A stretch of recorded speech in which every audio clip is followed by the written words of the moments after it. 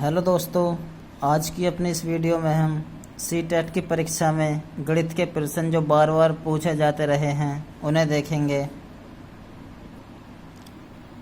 Question number 1 है 5, 10 और 35 के सबसे छोटे सार्वगुणज और सबसे बड़े सार्वगुणनखंड का अंतर है।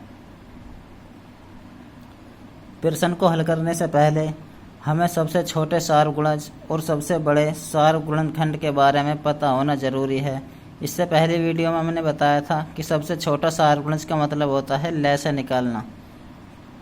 5, 10 और 35 का हम लय से निकालेंगे। सबसे पहले देखिए, मैंने बताया था इनके कोप्राइम फैक्टर करेंगे। 5 का हुआ 5 गुना 1, 10 का हुआ 5 गुना 2 और 35 का हुआ 5 गुना 7। और अब इसमें हम सबसे बड़ा गुणनखंड देखेंगे सभी के। 5 का सबसे बड़ा गुणनखंड है 5, 2 का है 2 और 7 का है 7। तो ये आया 5 दूनी 10 सत्ते 70। लय से आया हमारा 70। अब सबसे बड़ा सार्वगुणनखंड का मतलब है यहाँ पर मैं से फाइंड करना। तो 5, 10 और 35 का मैं से निकालेंगे तो इसके फैक्टर हुए 5 गुना 1, 10 के हुए 5 गुना 2 और 35 के हुए 5 गुना 7। तो मैसे का मतलब क्या है? 5 देखो तीनों जगह आ रहा है इसमें, तो मैसे हुआ हमारा यहाँ पे 5। अब बूझा क्या है क्वेश्चन में? सबसे छोटे सार्वगुणज और सबसे बड़े सार्वगुणनखंड का अंतर। तो सबसे छोटा सार्वगुणज जो है वो आया हमारा 70 और सबसे बड़े सार्वगुणनखंड आया हमारा 5 और इनका बताना है हमें अंतर। तो माइनस कर देंगे, 70 में से 5 जाएगा तो ये बचा 65। ये इस क्वेश्चन का आंसर है 65। प्रश्न नंबर 2 है संख्या 105 के गुणनखंडों की संख्या है। देखिए, इससे पहले वीडियो में भी हमने ये निकालना सिखाया था। 105 के गुणनखंड करेंगे सबसे पहले। 3 से कटाए 3 तिया 9 और 3 पंजे 15, 5 से कटा 7 बार और 7 से कटा 1 बार। तो 105 के गुणनखंड आए 3 गुना 5 गुना 7 या 3 की पावर 1 गुना 5 की पावर 1 गुना 7 की पावर 1। जब भी गुणनखंडों की संख्या निकालनी हो तो पावर में 1 ऐड करके हम गुणा करते थे। यहाँ पे 1 है पावर 3 की, अब 1 में 1 ऐड करेंगे तो 2 हो जाएगा। ऐसी 5 की पावर 1 है, 1 में ऐड करा तो 2 हुआ। ऐसी 7 की पावर 1 है, ये भी 2 हुआ। इस तरीके से गुणनखंडों की संख्या आ जाएगी हमारी। 2 दूनी 4 दूनी 8। 105 के जो गुणनखंड हैं वो 8 हैं। प्रश्न नंबर 3 है 3.5 समकोण में डिग्रियों की संख्या है। 3.5 होता है ये 3 से ही 1/2। समकोण का मतलब है 90 डिग्री। एक समकोण में होते हैं 90 डिग्री। इस तरीके से 3.5 समकोण डिग्रियों में कन्वर्ट हो जाएगा। 3.5 को लिखा हमने 3 दूनी 6 और 1 7/2 गुना 90 है। 2 से कटेगा ये 90 45 बार और 45 की गुना जो 7 में करेंगे तो ये आया 315 डिग्री। इस तरीके से 3.5 समकोण में 315 डिग्री होती हैं। प्रश्न नंबर 4 है 11 इकाइयाँ प्लस 11 दहाइयाँ प्लस 11 सैकड़े बराबर हैं। तो पीछे से लेके चलेंगे इस क्वेश्चन को हम। 11 सैकड़े, सैकड़े का मतलब है 2 जीरो। 11 दहाई, दहाई का मतलब है 1 जीरो। वो 11 इकाई, इसे हम सब ऐड कर देंगे। ये 1, यहाँ पर 2, ये 2 और ये 1। इस तरीके से 11 इकाई प्लस 11 दहाई प्लस 11 सैकड़े जो है वो 1221 के बराबर हैं। ये इस क्वेश्चन का आंसर है। प्रश्न नंबर 5 है किसी वर्ग का परिमाप 24 है और किसी आयत की लंबाई 8 सेंटीमीटर है। यदि वर्ग और आयत के परिमाप बराबर हो तो आयत का क्षेत्रफल ज्ञात करो। वर्ग का जो परिमाप होता है वो होता है 4 गुना भुजा। वर्ग का परिमाप होता है 4 गुना भुजा। भुजा हमने ये मान ली और ये दे रखा हमें 24। तो एक ही वैल्यू आ जाएगी यहाँ से। 24 को भाग करेंगे 4 से, 4 6 24। वर्ग की भुजा आई हमारी 6। आगे दिया है क्वेश्चन में, और किसी आयत की लंबाई 8 सेंटीमीटर है। आयत की लंबाई दी है क्वेश्चन में 8 सेंटीमीटर। यदि वर्ग और आयत के परिमाप बराबर हों, वर्ग का परिमाप बराबर है आयत के परिमाप के, वर्ग के जो परिमाप है वो बराबर है आयत के परिमाप के। आयत का परिमाप होता है 2 × L + B, और वर्ग का परिमाप दे रखा है 24। 24 कट जाएगा 2 से 12 बार।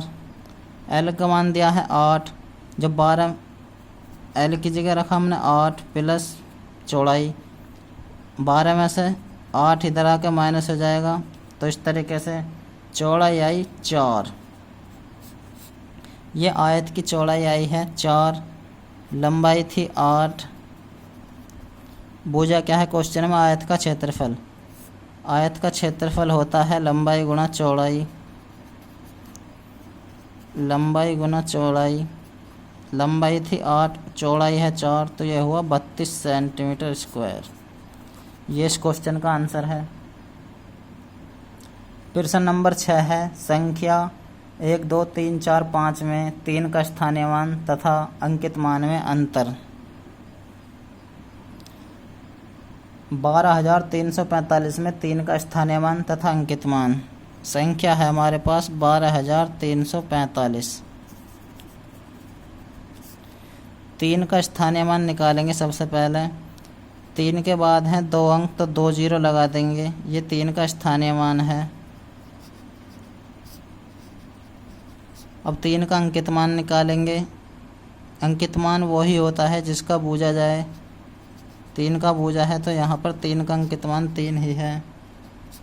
अब क्वेश्चन में बूझा है स्थानीय मान तथा अंकित मान में अंतर।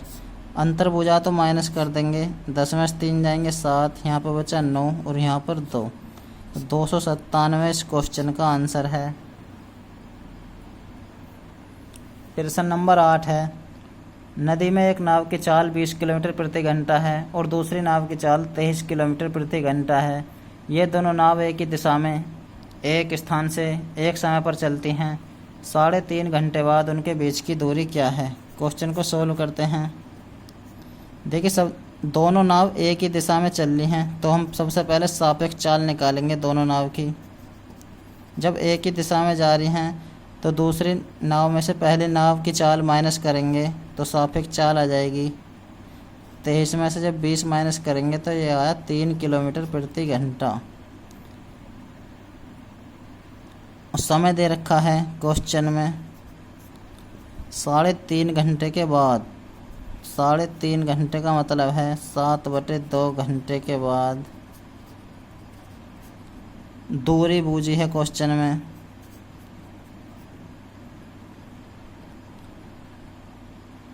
देखिए, फॉर्मूले में दूरी जो होती है, दूरी बराबर होता है चाल गुना समय।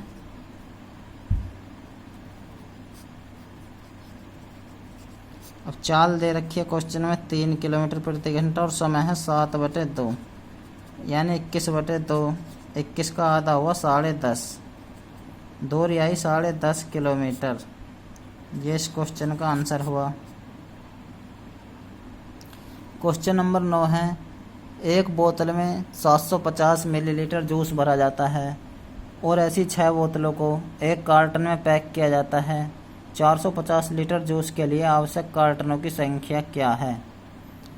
एक बोतल में जो जूस भरा जाता है वो है 750 मिलीलीटर और ऐसी 6 बोतलों को एक कार्टन में पैक किया जाता है, तो 6 बोतल में कितना जूस भरा जाएगा? जब 750 की गुना हम 6 में करेंगे तो ये आया 4500 ml।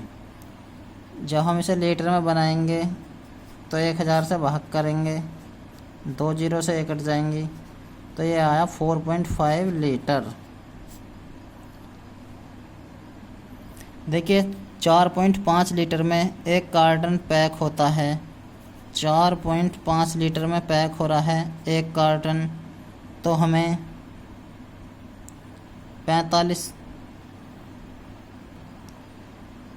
4500 ml में कितने कार्टन पैक होंगे ये बताना है। पॉइंट हटाएंगे तो एक जीरो बढ़ जाएगी नीचे। 45 से कटाए एक बार। क्वेश्चन में मिस्टेक हो गई है थोड़ी सी, इधर देख लेते हैं। 4.5 लीटर में एक कार्टन भरा जा रहा था, तो 450 लीटर जूस में कितने कार्टन भरे जाएंगे ये माना हमने x। पॉइंट हटाएंगे तो जीरो बढ़ेगी नीचे और 45 से कटाए 100 बार, तो 450 लीटर जूस में 100 कार्टन भरे जाएंगे। ये इस क्वेश्चन का आंसर है हमारा। क्वेश्चन नंबर 10 है 10 मीटर प्रति सेकंड को किलोमीटर प्रति घंटे में बदलिए। 10 मीटर प्रति सेकंड को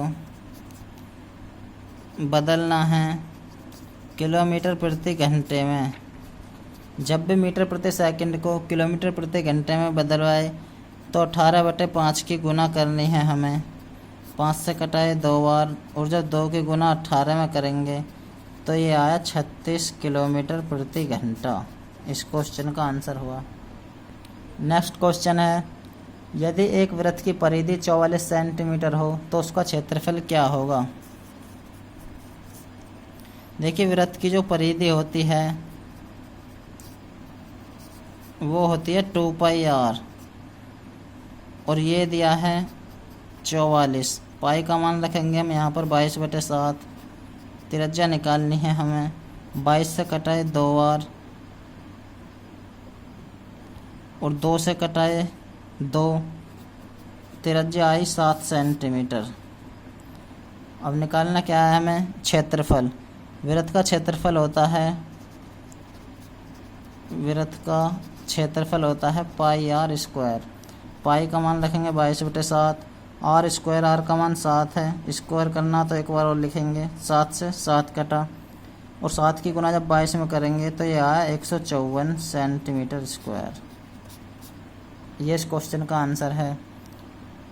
दोस्तों अगर आपको हमारी ये वीडियो अच्छी लगी हो तो वीडियो को ज़्यादा से ज़्यादा लाइक और शेयर करें। धन्यवाद।